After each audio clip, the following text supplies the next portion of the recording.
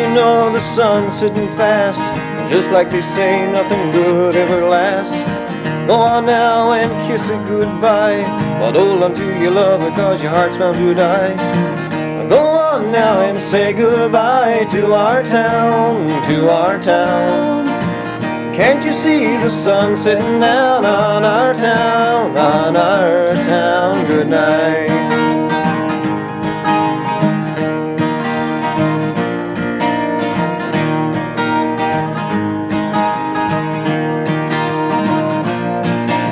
Now I sit on the porch, watch lightning bugs fly. I can't see too good, I got tears in my eyes. I'm leaving tomorrow, but I don't want to go. I love you, my town, you'll always live in my soul. And you know the sun's sitting fast, and just like you say, nothing good ever lasts. Go on now and kiss it goodbye, but hold on to your love because your heart's bound to die. Go on now and say goodbye to our town, to our town. Can't you see the sun sitting down on our town, on our town? Good night.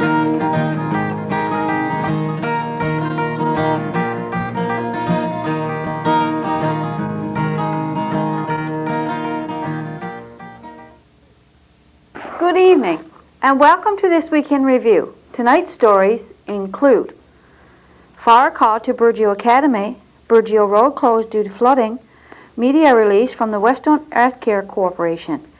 These stories plus community events, the BBS Playbill, Off the Rack, and more coming up after this.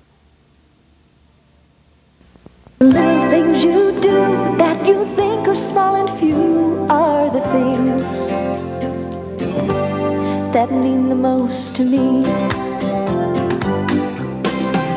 So just keep giving whatever you're giving, 'cause even when you're giving just a little, if you're doing just a little, you're helping a lot. it helps a lot. From the Church of Jesus Christ of Latter-day Saints. It helps a lot. On Monday of this week, the Burgeo Fire Department was called to the Burgeo Academy.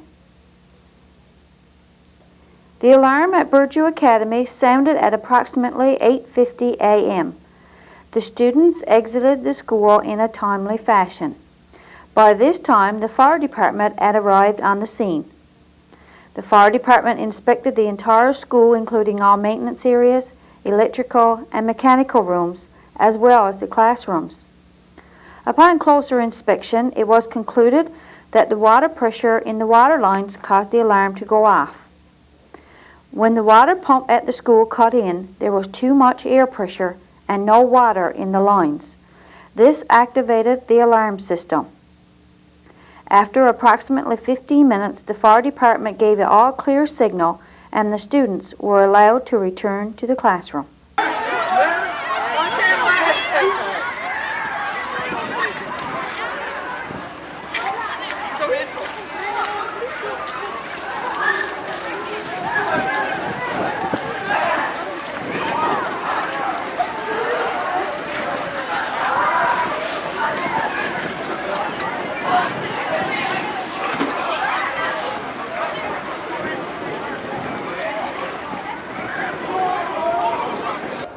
The Burgeo Road was closed on Monday of this week due to severe flooding.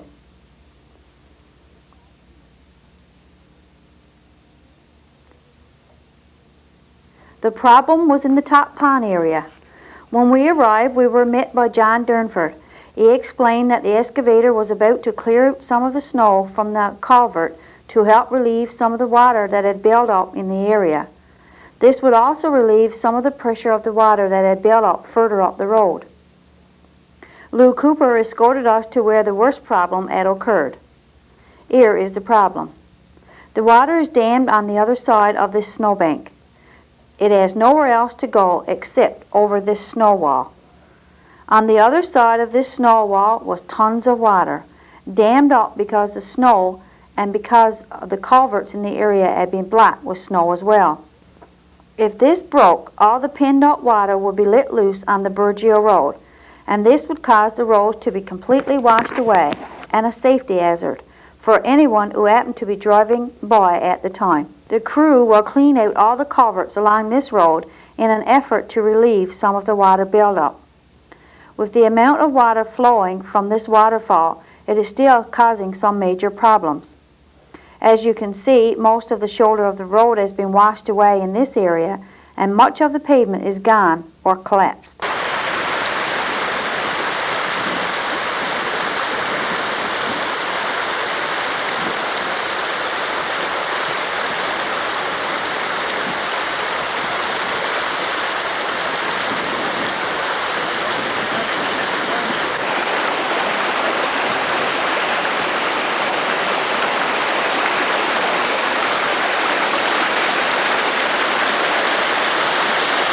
And behind this wall of snow is water, lots of it.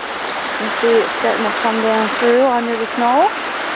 Nothing down here, creating problems with the road, of course. The road is sunk there.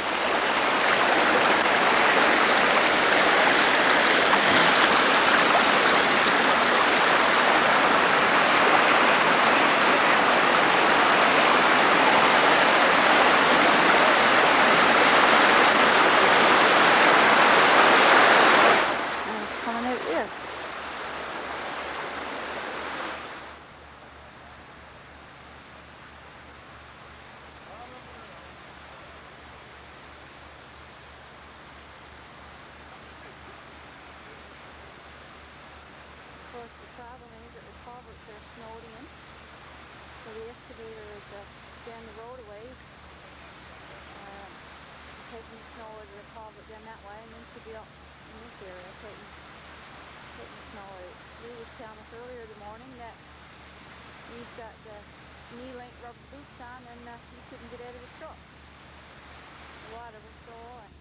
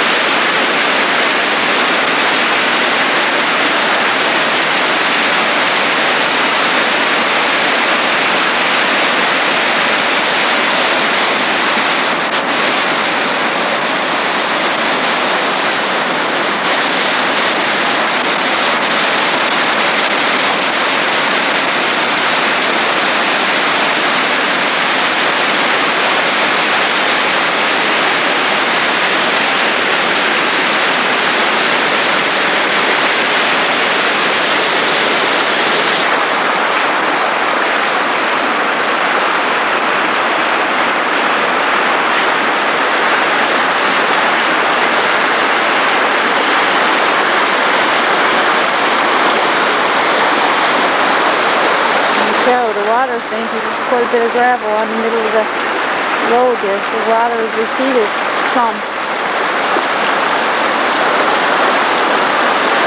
And this is where it's going out to.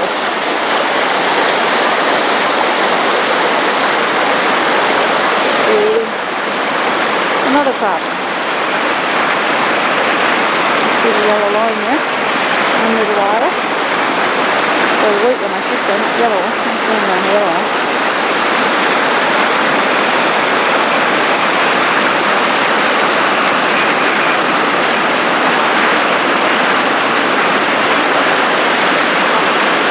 See that's the oil there.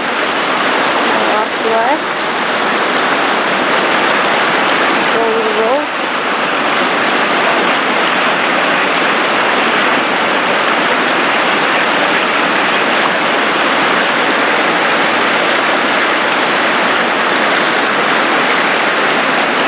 When we were there, the excavator was successful in clearing out one of the culverts and the water was flowing freely. They still had to clear out the other culverts further up the road, hopefully before the snow wall gave away. At approximately 1 p.m., the road was open to one-lane traffic. Motorists will still have to drive with extreme caution due to the condition of the road in this area. Let's hope that the worst of the spring rain is behind us and repairs to the road can begin.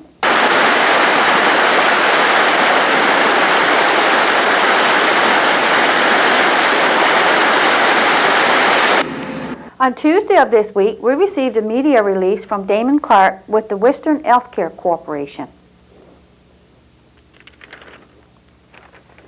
Residents of Western Newfoundland are asked to refrain from presenting at health care facilities in the region unless it is an emergency. Since the strike between the provincial government and members of the Newfoundland Association of Public Employees and the Canadian Union of Employees, those left working at the healthcare centres have found that people are still coming in for routine blood work, x-rays, and other procedures. The public is reminded that diagnostic service can only be provided on an emergency basis during the current work stoppage. Because of the strike, a variety of healthcare workers are now on the picket line, leaving all facilities in the western region short-staffed. The employees on strike include LPNs, lab and x-ray technicians, kitchen, house cleaning, and maintenance staff, and clerical workers. In addition, the Western Healthcare Corporation has experienced a significant number of acute care admissions since the strike started, creating further pressure. Despite the pressure caused by the strike, the corporation urges people who feel they need to report to their attending healthcare provider for assessment of non-emergency problems. If testing is required on an urgent or emergent base, your provider can arrange that for you. Corporate emergency rooms remain open at all times for emergency care requirements. On a more local level, lab patients are advised that blood collection for PT-INR patients will be on Wednesdays only between 8 a.m. to 10 p.m. at the Calder Healthcare Center. Stay tuned for more of This Week in Review coming up after this.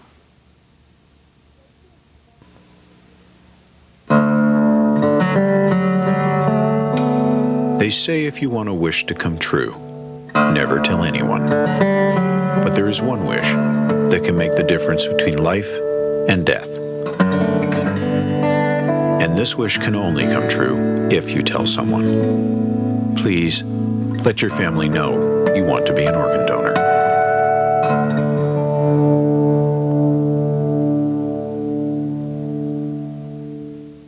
It would seem that spring has finally arrived. It's quite unbelievable the amount of snow that has disappeared in just a few short days. The ice in the ponds around town has begun to break up, and as my grandmother used to say, looks rotten and is most certainly unsafe. We remind the children to please stay away from the ponds. This past week we have had a lot of rain to help with melting the snow. We still have some snow around town, but the streets and sidewalks are all clear. This is a welcome sight for the many walkers in our town. This is also a season for bike riders and rollerblades. We would like to remind motorists to drive with extra care around our community and be cautious of excited children with new bikes and rollerblades. We wish everyone a happy Easter and wish the students a safe and enjoyable school break. Now over to Mayor Hann with the council report. Good evening. Burgeo Town Council report for Wednesday, April the 7th, 2004. We held our regular council meeting, and I'm very pleased this evening to say that we had 7 members in attendance, and that was really good to see. And I might say that it was our first meeting on our new table.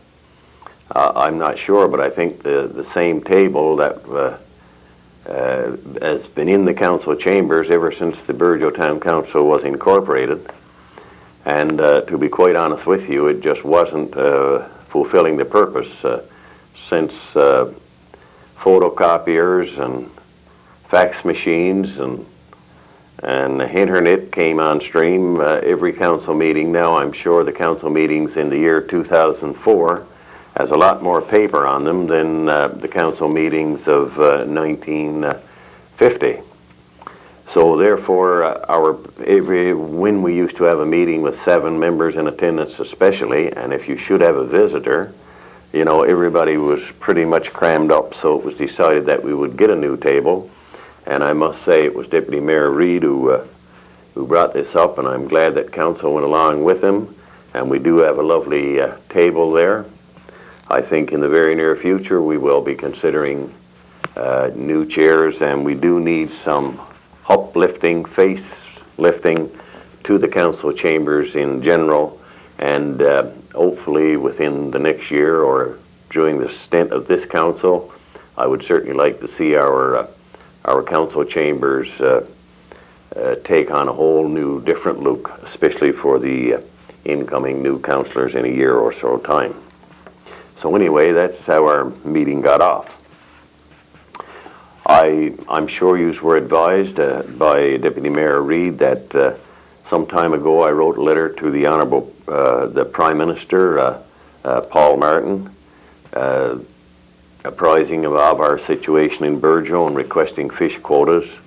We have not got any response to the letter other than an acknowledgement that he is in receipt of the letter. We're not holding our breath, but nevertheless the letter is there, and no doubt we'll get kicked back and forth, and eventually someone will have to answer it.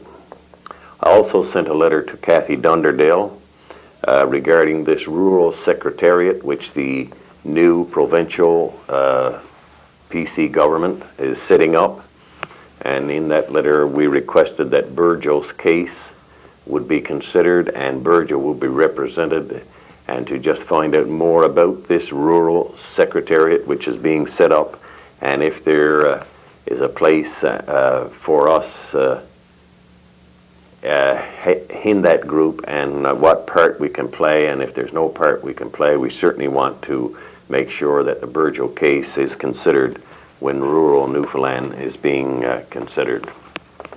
And of course now we get into the part of the ongoing saga of the water treatment plant, and I must say that color-wise I think you would agree with me, the water is good. In fact, I haven't got too many complaints about it right at this time, other than that the hot water problem is there. Just what the answer is going to be to that, I don't know. There's still work going on with this project. The town manager advised us that the injector pumps new pumps are being ordered, and this will just give you some idea. In the design planning, it called for 3 horsepower pumps. They moved to 5 horsepower pumps. Now they're going to go to 10 horsepower pumps. That's one thing. There's air release valves. They're now starting to put airlocks on the contact tanks. They're getting larger air release valves for the carbon filters. People are coming in from the outside who designed the ventilation system. There's problem there with overheating. So as you can see, you know, even though there was supposedly professional engineers who designed this system, it appears to us now that it's a case of trial and error, see what will work and what won't work. And you know, it's not easy getting at the bottom of this. I mean, you've got 3 groups there. You've got Atlantic Engineering, you've got Brook Enterprises, and you've got Durapro. And one, of course, is always passing the buck to the other one. And I don't know. It's just you know, I just don't know where it's going to go. The government of Newfoundland, who is the largest player, is in this, and undoubtedly that's where it's going to fall in the end, right in their lap. And of course, my biggest fear is certainly that the town of Burgeo is going to be the loser when all is said and done. But hopefully that we won't be. We're going to keep plugging away at it, and well, you just have to bear with us. I'm sure that you've got better looking water, that I am certain. I know you're having a problem with the air from the hot water, like I said. I mentioned some time ago about an air release valve on your hot water tank. I tried it. I don't think it's worth the investment. Maybe there can be a different type of valve, a more sensitive valve we can find, or something that can be used to take it out. But other than that, I don't know what to tell you. I've had success with reducing the temperature of the hot water. I went from 140 to 125. That made a difference, and it didn't. And from 140 to 125, it doesn't make all that much difference when you really look at it as far as your hot water that you use. Anyway, bear with us. We're still working on it, and hopefully that in the end, the town of Burgeo is not the loser. With regards to the freezing lines and the problem we were tackling there, I'm very pleased to say that we had 151 people submit their names as running their taps, and so therefore there's no more names seems to be coming in now. The letter has been drafted for municipal affairs. Application is being completed. We are applying for what seems to be somewhere like $100,000, and hopefully that'll come through, and we'll be able to tackle this problem of freezing water lines. I would like to see it tackled before the next winter, but I don't know, the wheels turn pretty slow in times. And in any event, I would just like to remind you that as of April the 15th, anybody who was running a water line, they certainly should be able to stop it at that time. And we also think that once we get the flow through down a little bit, maybe we'll have less air in the water. You know, right now we're still pumping through 700 gallons a minute on a steady basis. She never drops below 600. And, you know, that's a lot of water when you consider we should only be putting through about 150 gallons per minute. So I would like for you to keep that in mind and mark your calendar, and on April the 15th at least go start turning off that water line you got running. Council approved $2,000 for fireworks for the Sand and Sea Committee and Burgeo Day celebrations at their meeting last night, and we think that this is a good gesture on our part. And it also gives tourism in the town a little boost, and when we have tourism moving, then the businesses in town also get the spin-off from people passing through our town. The equipment for the playground, that's all been ordered, and the town manager advised us there would be he's expecting a delivery date of May the 15th. Councillor John Grant advised us that the zone boards, apparently the zone board will be in operation for at least another year. As you know, they're experiencing quite a bit of difficulty in funding. All of the EDOs were laid off, and there just will be one for the coming year as far as they can see. The term for the appointment from Burgeo had expired, and John agreed that he would go back on for another term. Now, whether it be for a year or two will depend whether the zone boards last for 1 year or two. So anyway, John is once again Burgeo's representative on the zone board. Council also had one little bit of good news. We received a letter from the Honourable Jack Byrne, that's the Minister of Municipal Affairs. And as you know, recently the provincial budget came down, and the municipal operating grant, you've heard me throwing around that term from time to time.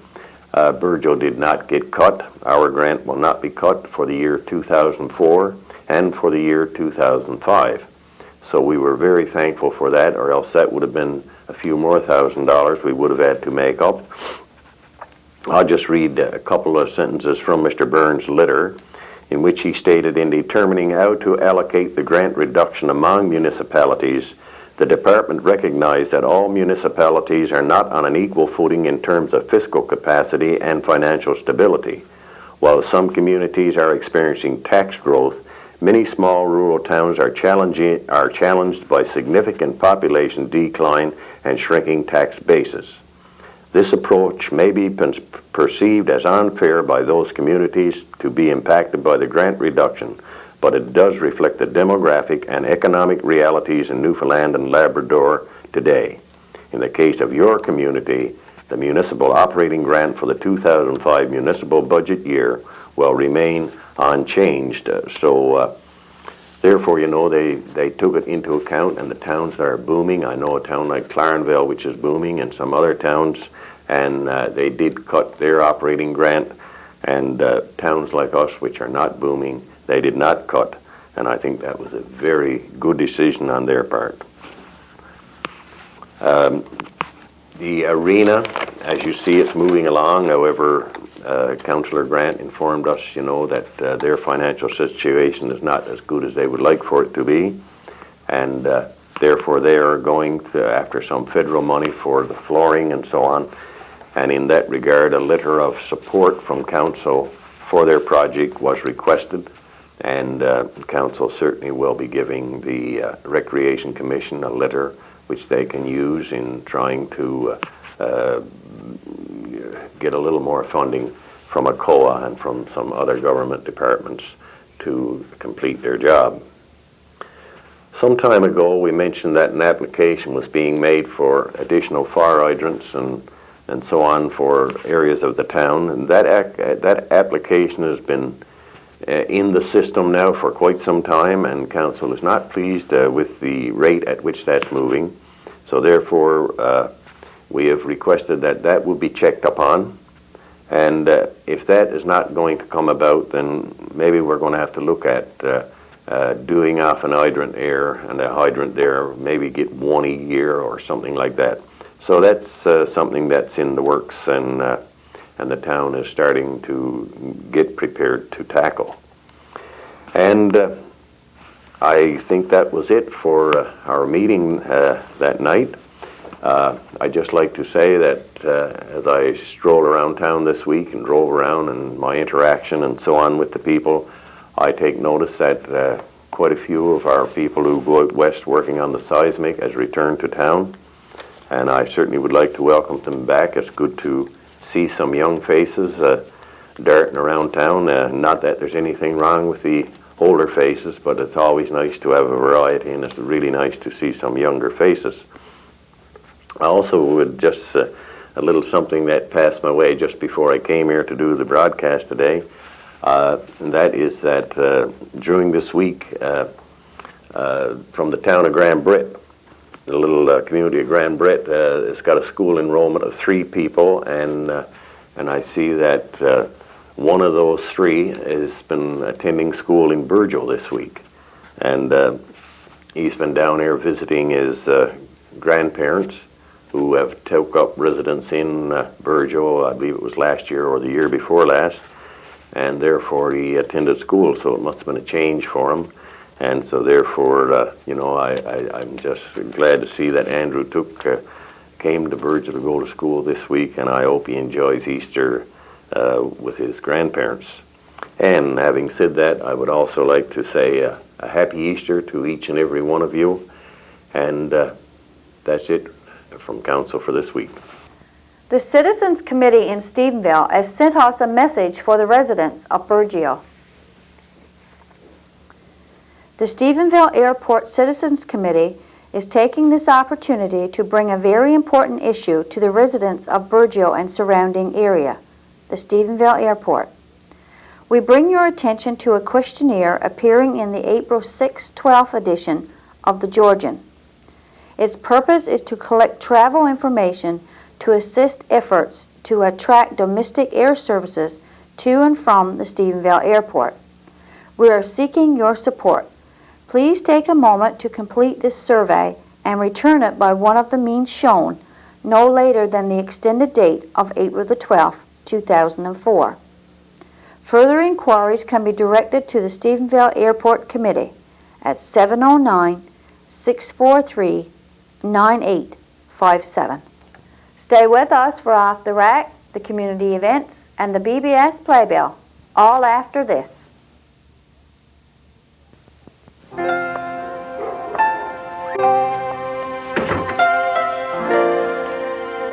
Dear Mrs. Coleman, you don't know me, but I know you know my old red house at the end of the lane. Please forgive me for tracking you down, but I had to thank you. I'm not sure what inspired your kindness. Oh, it's a godsend. Since my wretched hip surgery, just getting to the end of the lane and back takes nearly half an hour, and sometimes the pain just isn't worth it. You brought me something much more important than newspapers. You brought me the understanding that it's the small, the simple things that really help people. If you're doing just a little, you're helping a lot. From the Church of Jesus Christ of Latter-day Saints. Off the rack. This week, as we scanned our tape rack, we came across a tape of when heavy rains caused a trickling stream to become a raging river. Let's look back to April the 1st, 1990.